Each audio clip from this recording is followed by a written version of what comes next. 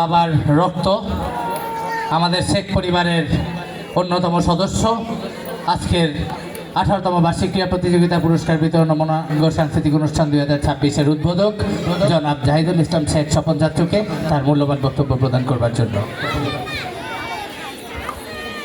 বিসমিল্লাহির রহমানির রহিম।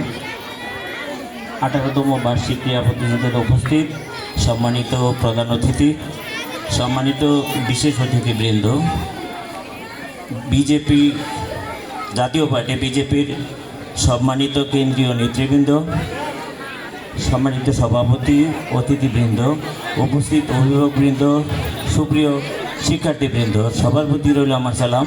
আসসালামু আলাইকুম রহমতুল্লাহ। আজকে এত গরমের মধ্যেও আপনারা এত কষ্ট করে উপস্থিত হয়েছেন, এই জন্য সবার প্রতি কৃতজ্ঞতা। মূলত আমি মনে করি যে আমাদের অতিথিবৃন্দের কথা যেমন মূল্যবান, আপনাদের সন্তানের ইচ্ছা অনিচ্ছাকে প্রাধান্য দেওয়া ঠিক তেমনই মূল্যবান।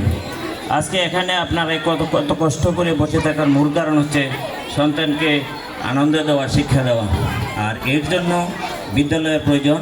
আজকে এই বিদ্যালয়ের প্রতিষ্ঠাতা আমার বড় ভাই মরহুম আলী আশরাফ শেখ আমাদের পরিবারের মেধাবী ছাত্র ছিল, মেধাবী শিক্ষক ছিল। আপনারা যারা এই এলাকায় প্রবীণ লোক আছে তারা জানে আমার জ্যাঠা সিদ্দিকুর রহমান শেখ, সিদ্দিক পণ্ডিত যাকে বলতো, আমাদের পরিবারের শিক্ষক, আমাদের ভাইয়েরা শিক্ষক, জ্যাঠারা শিক্ষক, ভাবিরা শিক্ষক, মানে অনেক শিক্ষক। আমার শ্রদ্ধেয় ভাই মরহুম আসনুল্লাহ শেখ বলতেন যে অনেক শিক্ষকের জন্ম এই পরিবারে। সেই ধারাবাহিকতায় আলী আশরাফ শেখ আমার ভাই এখানে এই প্রতিষ্ঠা করে গেছেন। আজকে উনি নাই, তারই যোগ্যত উত্তরসূরি তার ছেলে এই প্রতিষ্ঠানে হাল ধরেছেন। আমি বুঝি না এই প্রতিষ্ঠান দিয়ে তার মনে হয় না কোনো আর্থিক লাভ হয়, কিন্তু রক্তের মধ্যে মিশে গেছে এই প্রতিষ্ঠানের প্রেম, প্রতিষ্ঠানের মায়া। তার কি লাভ হলো না লস হলো সেটা চিন্তা করে না, স্কুল চালিয়ে যাচ্ছে।